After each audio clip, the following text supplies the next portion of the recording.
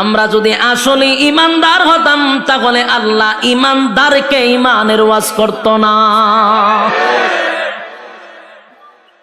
যুবক ভাই, ইমান এমন একটা বড় নিয়ামত, ইমান সবচেয়ে বড় নিয়ামত।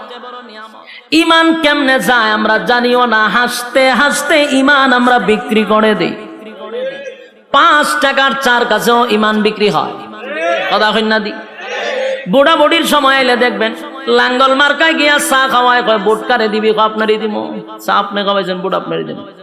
এবার আনারস মার্কা চা খাওয়াইছে, বুট কারে দিবি, আপনারই তো দিব।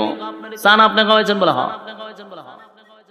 একতারা মার্কা গিয়া জিগায় বুট কারে দিবি, কফি খাওয়াইলাম, বুট কারে দিবি, আপনারই দিব। বলুন তো দেখি বুট কয়টা দিল, কয়জন রে? বুট একটা দিল 3 জন রে। ইমান আছে না গেছে? তাহলে আমাদের অভ্যাস এত খারাপ, 5 টাকার কাছে ইমান বিক্রি হয়, কথা কয় না? আবার অনেক মানুষ ফার্মেসিতে কদিন আগে আমি গেলাম, দেখি এক বেচারা ডাক্তার রে কইতেছে, কালকে ওষুধটা না খাইলে মরি গেছিলাম বুকের ব্যথা। তার মানে ওষুধে তারে বাঁচাইছে। এই কথাটাও সাংঘাতিক, আমরা কিন্তু এগুলা বলি। এই কথার দ্বারা ইমান চলে যাওয়ার সম্ভাবনা আছে না নাই? ওষুধ আমাকে বাঁচাইতে পারে না। আবার অনেকে বলে আমার সন্তানটা যদি বিদেশে না থাকতো না খাইয়া মরতাম। হয়নি? কোন কথায় ইমান যায় আমরা জানি না। যুবক ভাই, আমাদের ইমান দে আমাদের কাছে থাকে না, এটা আল্লাহ বালা কইরা জানে, কথা কয় না? আমাদেরকে আল্লাহ বলেন, বান্দারে আ জায়গায় বে জায়গায় মাথা টেকাইলো কিন্তু ইমান যায়, কথা কই না দি। মাথা খার জন্য, কপাল খার জন্য বানাইছি। রব্বে কারীম বলেন, কপাল আমি বানাইছি বান্দা আমার জন্য। একমাত্র মাথা নত করবি আমি আল্লাহর কাছে। আল্লাহ ছাড়া কোথাও যদি মাথা নত করো ইমান থাকবো নি। আ জায়গায় বে জায়গায় মাথা টেকাইলে চলবো নি।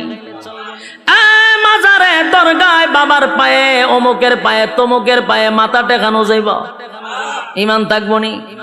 তাহলে আমাদের ইমান ঠিক এইভাবেই চলে যায়। এরপর আমরা দাবি করি ইমানদার, কথা কয় না? ইমানের দাবি নিয়া ইমানদার, ইমানের দাবি নিয়া বসে আছি, কিন্তু সকাল বিকাল ইমান চলে যায় আমরা বলতে পারি না। আর ইমান এত দামি, ইমানটা এত দামি, এত দামি, এত দামি। আল্লাহ বলে, বান্দারে ইমান যদি থাকে পাহাড় পরিমাণ গুনাহ যদি হয়, আল্লাহর হক নষ্ট করছেন, বান্দা যদি একটা সময় ভিতরে এটা বুঝে আসে যে আমি গুনাহ করতে করতে পাহাড় পরিমাণ করছি, গুনাহ করতে করতে সাগরের পেনা পরিমাণ করে ফলাইছি, এটা যদি একটা সময় বুঝে আসে, আর বান্দা যদি তার সমস্ত গুনাহর উপরে লজ্জিত হয়ে যায়, ইমান আছে কিন্তু গুনাহ আছে, ইমান থাকার পরে গুনাহ আছে নি? গুনাহ আছে, ইমানও আছে গো। গুনাহটা যদি সাগরের ফেনার মতো হয়ে যায়, পাহাড় পর্বতের মতো হয়ে যায়, আর এই গুনাহর উপরে যদি বান্দা কোনো সময় লজ্জিত হয়ে যায়, বান্দা যদি লজ্জিত হইয়া চিন্তা করে আমি তো গুনাহ করছি, আমার গুনাহটা যদি আমার মা দেখতো গো, সন্তান বলে কোনোদিন মা পরিচয় দিত না, গুনাহ যদি বাবায় দেখতো সন্তান বলে পরিচয় দিত না। আমি যে গুনাহটা করছি আমার স্ত্রী দেখলে কোনোদিন স্বামী বলে স্বীকার করত না, আমার গুনাহ যদি আমার সন্তান দেখে বাবা বলে পরিচয় দিবে না। আল্লাহ, আমি এত জঘন্য গুনাহ করলাম, আসমানের নিচে আমার মতো গুনাহগার কেউ নাই। আল্লাহর দরবারে যদি নুজুলে রহমতের সময় কোন বান্দা বান্দি আল্লাহর কাছে লজ্জিত হয়, গুনার উপরে লজ্জিত হইয়া চোখের পানিগুলো ছেড়ে দিয়া অতীতের গুনার উপরে লজ্জিত হয়, ভবিষ্যতে এমন গুনাহ করবে না এমন যদি প্রতিজ্ঞা করে, আর নজুলে রহমতের সময় বান্দা যদি আল্লাহর কাছে গুনার জন্য লজ্জিত হইয়া কান্দে রে, আমার আল্লাহ ফেরেশতাদেরকে জিজ্ঞাসা করবে, ফেরেশতারা বল আমার বান্দা কেন কান্দে? ফেরেশতারা বলবে মালিক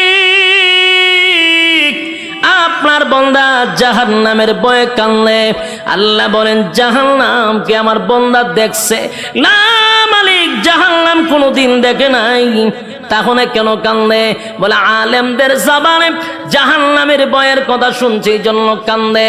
আল্লাহ বলেন আর কিসের জন্য কান্দে? বলে মালিক রে আপনার বান্দা জান্নাতের আশায় কান্দে। আমার মালিক জিজ্ঞাসা করে ফেরেশতারা শুন আমার বান্দা কি জান্নাতের আরামায়েশ দেখছে? না মালিক দেখে নাই, না মালিক দেখে নাই। তাহলে কেন কান্দে?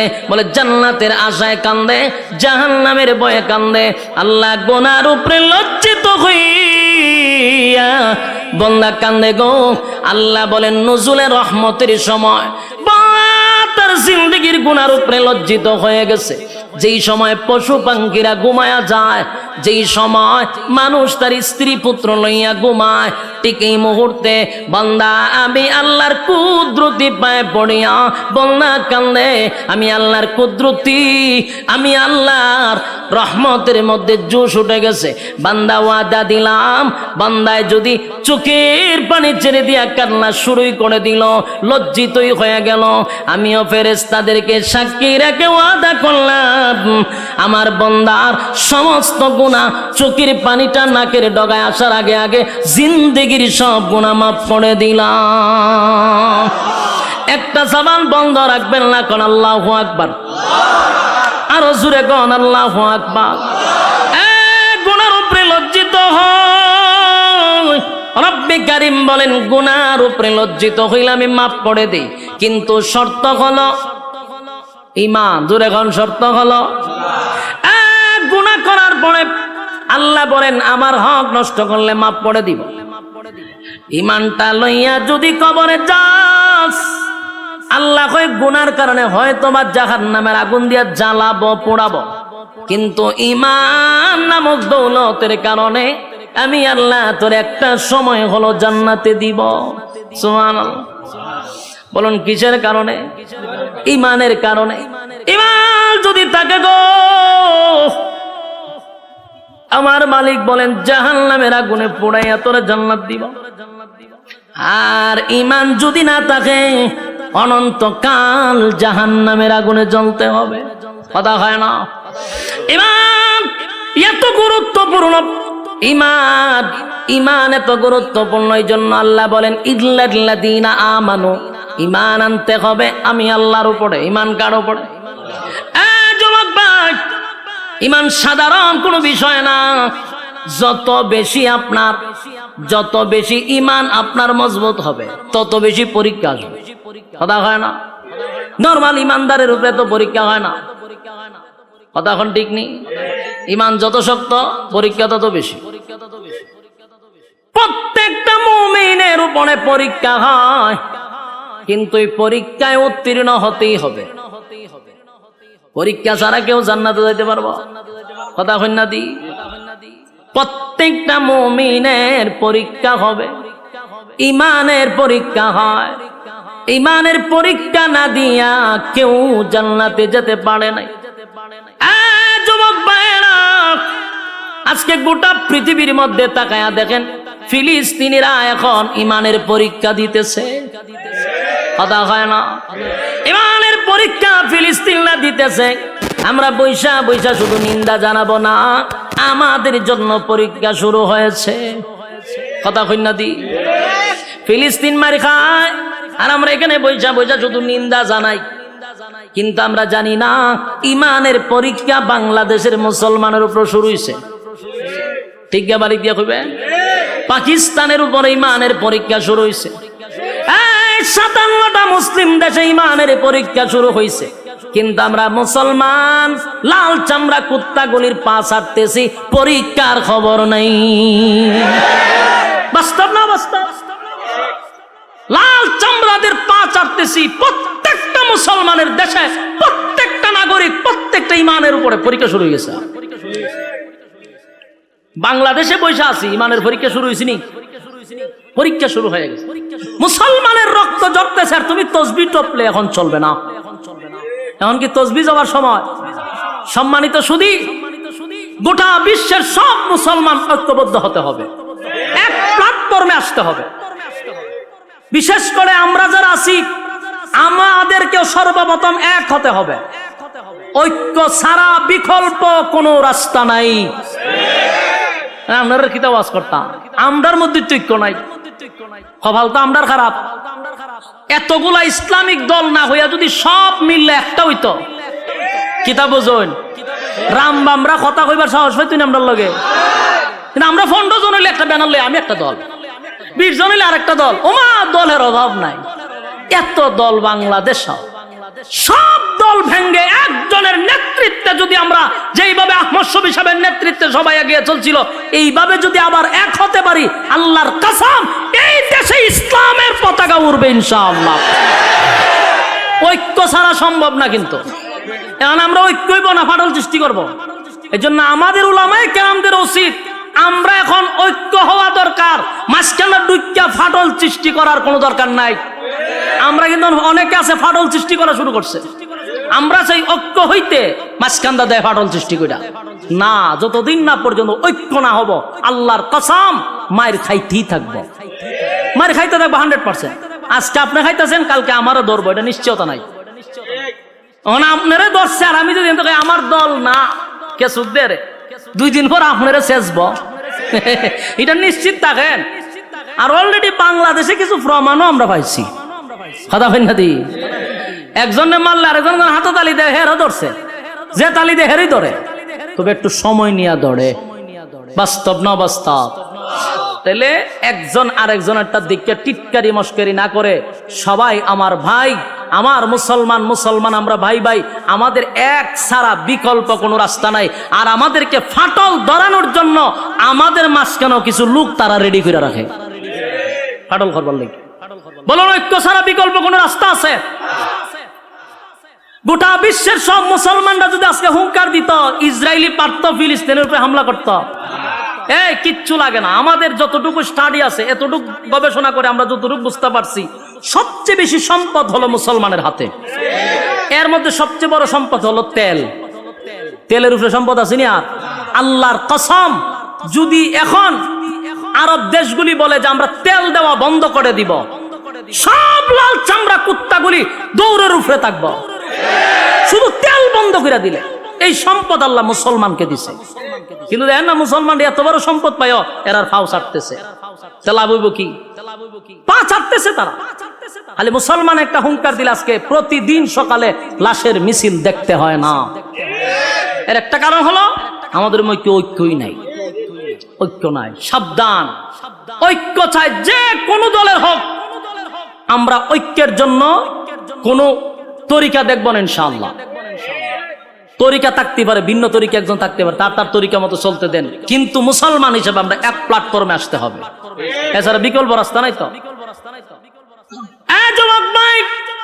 আমি জানি আমার কথাগুলি আপনাদের কাছে বেশি মজা লাগবে না, কথাটা সবার কাছে যে পছন্দ এমনও না।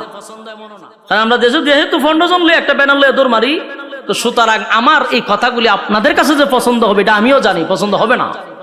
কারণ আমরা 20 জন হইলে এখন আমি চিন্তা করলাম আমার সভাপতি বানাও, আমার নেতা বানাও।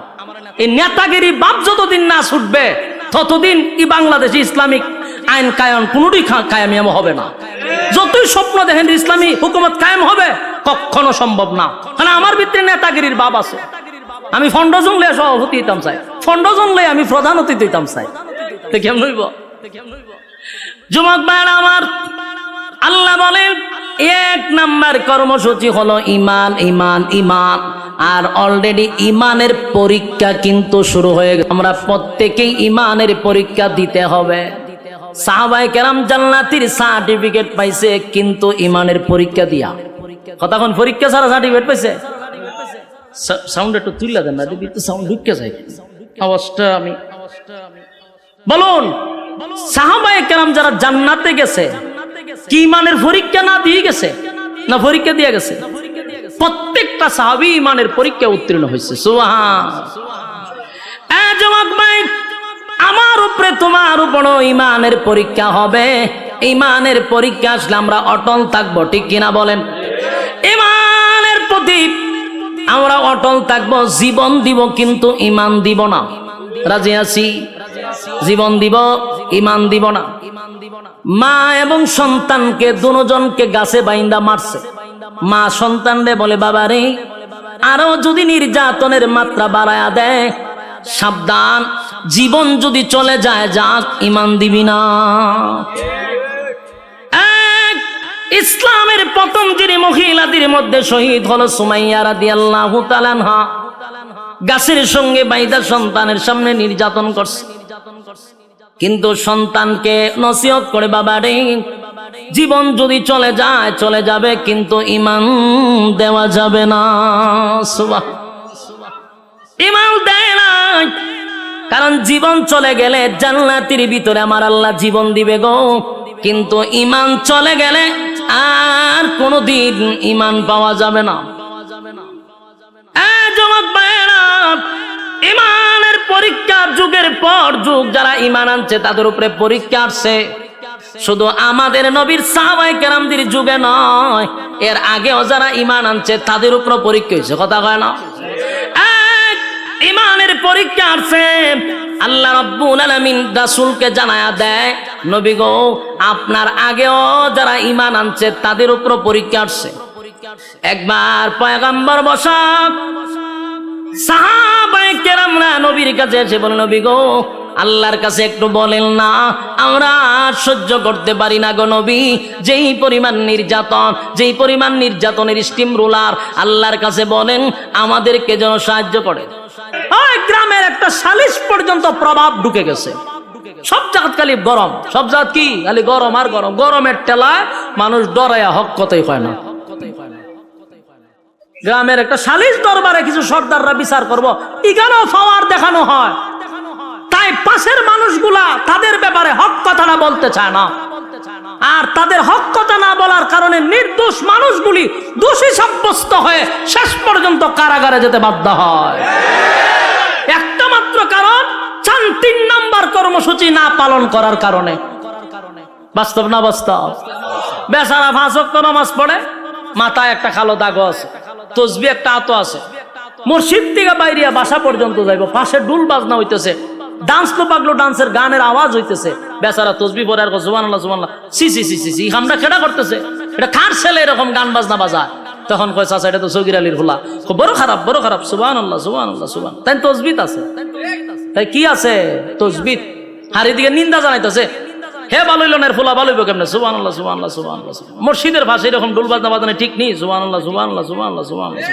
এই খামরা যখন ঠিক হইছে নি, সুবহানাল্লাহ সুবহানাল্লাহ, এ মানুষ হইতো না, সুবহানাল্লাহ সুবহানাল্লাহ। এগুলা কইতে কইতে বেচারা গিয়া দোকানও বসছে, কই বসে? দোকানো বে সুবহানাল্লাহ তসবিহ তো আছে, সুবহানাল্লাহ সুবহানাল্লাহ করে, এক কাপ চা দে, সুবহানাল্লাহ সুবহানাল্লাহ। দেখছত নি ডুল বাজনা কেমনে বাজায়? সুবহানাল্লাহ সুবহানাল্লাহ। এদিকে তাকাইছ না, সুবহানাল্লাহ, টিভিটা ছাড়ছেন, সুবহানাল্লাহ সুবহানাল্লাহ সুবহানাল্লাহ।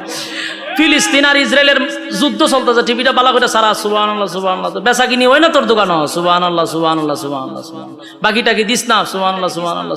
আর সগীর আলীরে বুলো বাকি দিস না, সুবহানাল্লাহ সুবহানাল্লাহ। এর ফুলাটা মানুষ হইছে না, এও মানুষ হইছে না, সুবহানাল্লাহ সুবহানাল্লাহ। 100 কত হইছে? ওই তো তসবির মাথা একটা আছে, এখানে একটা সুমা দেয় 100, কিন্তু 100-র ভিতরে যে খাম, পু খাম, দিনের খাম, রাত্রে খাম সব ঢুকাইছে। এরকম মুসল্লি আপনারা চোখের সামনে পড়ছিনি? হ্যাঁ, কত লম্বা তসবিহ লইয়া হাতে মসজিদের বাড়িয়ে দৌড়াদৌড়ি করে, কিন্তু তার সামনে আখাম কুখাম হইতেছে সেপ পালাইয়া দেয়, সেপ পালায়। এগুলো আমরা নিন্দা জানাই, কইয়া মসজিদও যায়, বাড়িতেও যায়। বলুন, হক কথা কি খালি হুজুররারই না এই তসবিহওয়ালারও? আল্লাহ হয় 3 নাম্বার কর্মসূচি মানছত না তো জাহান্নামে ইচ্ছা মতো সাইজ করা হবে। বলুন, 3 নাম্বার কর্মসূচি কি মানল? কোথাও হক কথা নাই, সমাজের বিচারও নাই, প্রতিনিয়ত তালাক হইতেছে, স্বামী স্ত্রী ঝগড়া লাগতেছে আর তালাক 14 গোষ্ঠী দিতেছে। উনি তালাকের বিচার করবো কে? ইমাম, ঠিক না? এই তালাকের বিচার করে গ্রামের সালিশ দরবার যে করে কিছু সুৎকুর আর ঘুষখোর লম্পট বদমাশগুলি বসে তালাকের বিচার করত।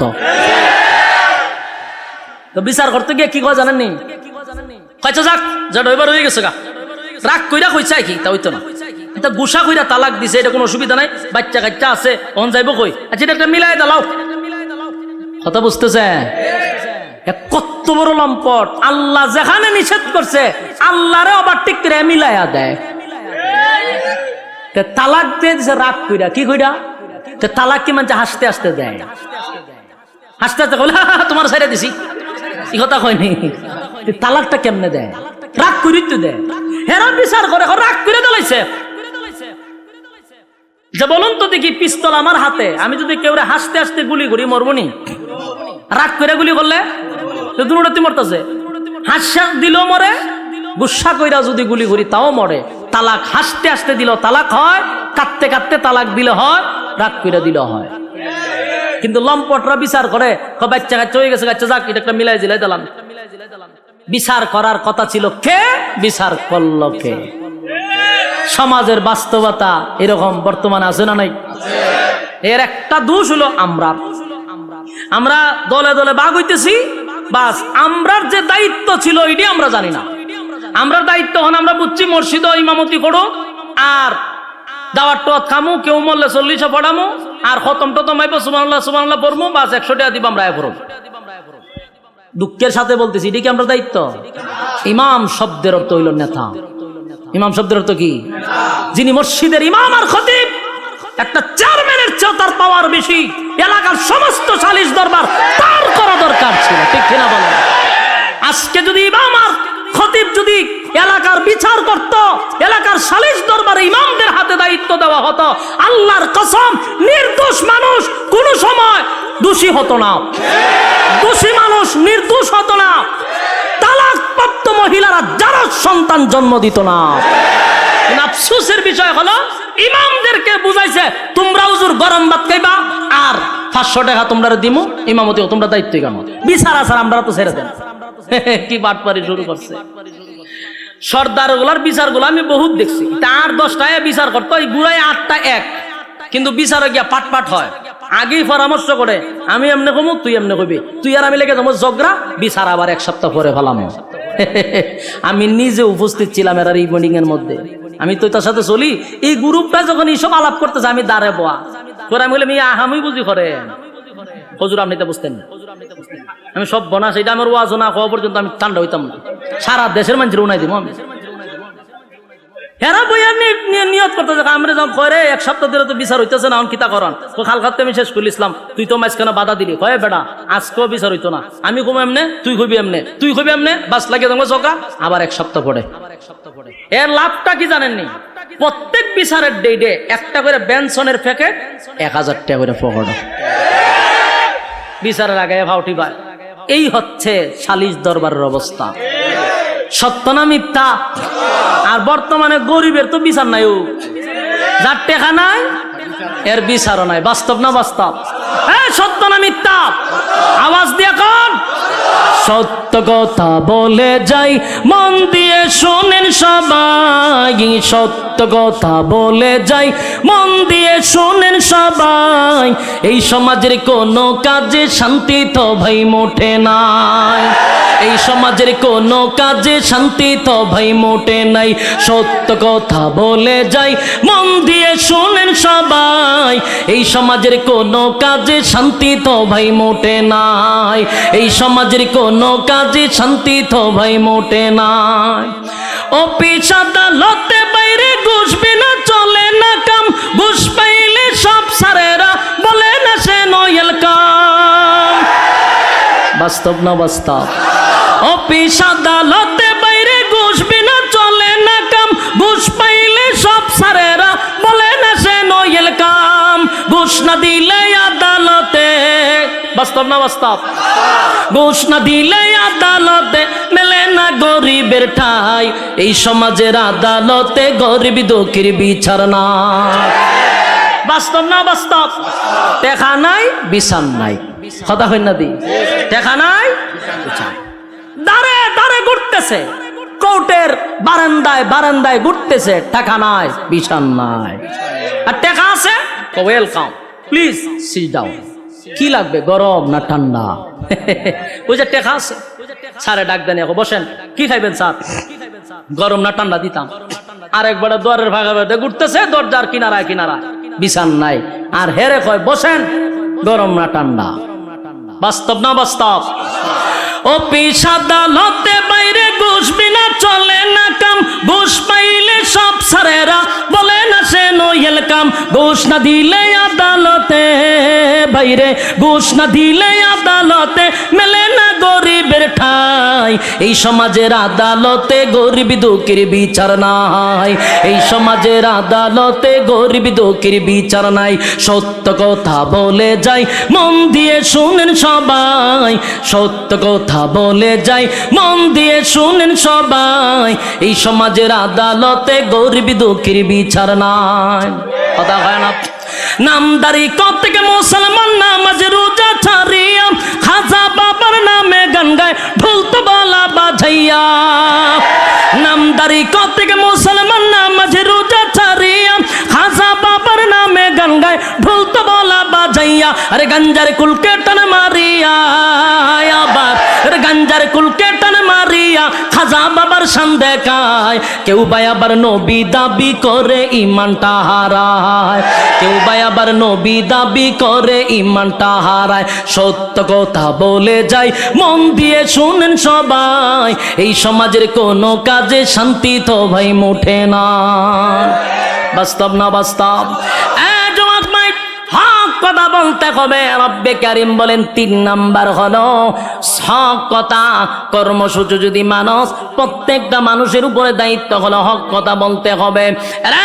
হক কথা বলতে গিয়া ইমামের ইমাম নাও থাকতে পারে, খতিবগিরি নাও থাকতে পারে, বক্তাগিরি নাও থাকতে পারে, সালিশ দরবারে সর্দারি নাও থাকতে পারে, কিন্তু আল্লাহ বলছেন 3 নাম্বার কর্মসূচি হলো ইমাম।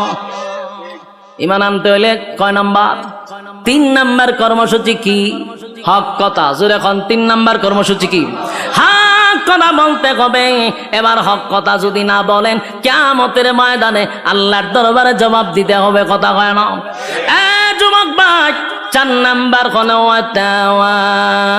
সবর। 4 নাম্বার হলো সবর করা। 4 নাম্বার কি? ধৈর্য ধরা। সবর যদি থাকে, তাহলে যার ভিতরে ধৈর্য আছে সে ঈমান আছে, ঈমানটারে ধৈর্য দিয়ে রাখতে হবে। যার ভিতরে ধৈর্য নাই, তাহলে ঈমান রাখা কষ্ট। 2 নাম্বার হলো নেক আমল, তাও ধৈর্য লাগবে। ধৈর্য ছাড়া কি নেক আমল করা যাবে? কথা হয় না? ধৈর্য লাগবে নেক আমল করতে গিয়া। 3 নাম্বার হলো বান্দারে, 3 নাম্বার হলো হক কথা, এটাও ধৈর্য লাগবে। তাই সবরটা লাস্টে রাখছে। 1 নাম্বার ঈমান, 2 নাম্বার নেক আমল, 3 নাম্বার হক কথা, 4 নাম্বার ধৈর্য সবর। 4 কর্মসূচি। 1 নাম্বার আল্লাহ বলেন ওয়াল আসর, সময়ের কসম, সময়ের কসম। সময়টা হলো তোর হায়াতের কসম। আমি আল্লাহ প্রত্যেকটা মানুষকে আমি হায়াত দিছি, হায়াতটা তোমার পুঁজি দিছি। বান্দারে সেই পুঁজির কসম আমি আল্লাহ কসম কেটে বললাম ওয়াল আসর, সময়ের কসম, সময়ের কসম। ইন্নাল ইনসানা লাফি খুসর। আল্লাহ বলেন সময়ের কসম কেন বললাম? বাংলা শুন, পৃথিবীর সব মানুষ ক্ষতিগ্রস্ত, সব ক্ষতিগ্রস্ত। হিসাব মিলায় আমরা দেখছি কেউ লাভবান হতে পারলাম না।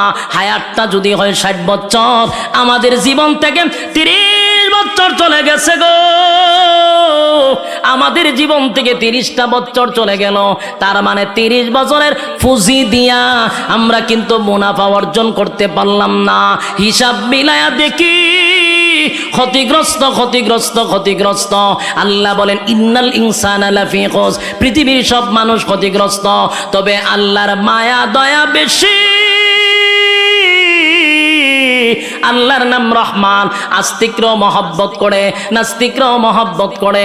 আল্লাহ বলেন 4টা কর্মসূচি দিলাম, আমি আল্লাহর মায়া দয়া বেশি। 4 কর্মসূচি যদি বান্দা পালন করস, ওয়াদা দিলাম ক্ষতিগ্রস্ত হবি না। 1 নাম্বার হলো ঈমান, 2 নাম্বার নেক আমল, 3 নাম্বার হক কথা, 4 নাম্বার হলো ধৈর্য। দিলের কান লাগায় শুনেন, বিশেষ করে রায়ের বাগের যুবকেরা, এখানে ভিন্ন জেলার মানুষ আছেন, এখানে ভিন্ন থানার মানুষ আছেন, এক একজনের এক এক মত, কিন্তু দিলের কান লাগায় শোনেন, আল্লাহ শুরুতে একটা কসম করছে, মালিক কিন্তু কসম ছাড়াও মালিকের কথার দাম আছে গো। এরপরও আল্লাহ কসম করলো ওয়াল আস, সময়ের কসম। তাফসীর কারকরা বলেন এই সময়টাই এত দাম, এটা তোমার হায়াতের সময়, হায়াতের সময়ের কসম কইরা আল্লাহ কয় ইন্নাল ইনসানা লাফি খুস, বান্দা কসম করে বললাম পৃথিবীর সব মানুষ ক্ষতিগ্রস্ত। এ যুবক ভাই, রব্বে কারীম যদি বলেন পৃথিবীর সব মানুষ ক্ষতিগ্রস্ত, বাঁচার উপায় আসেনি।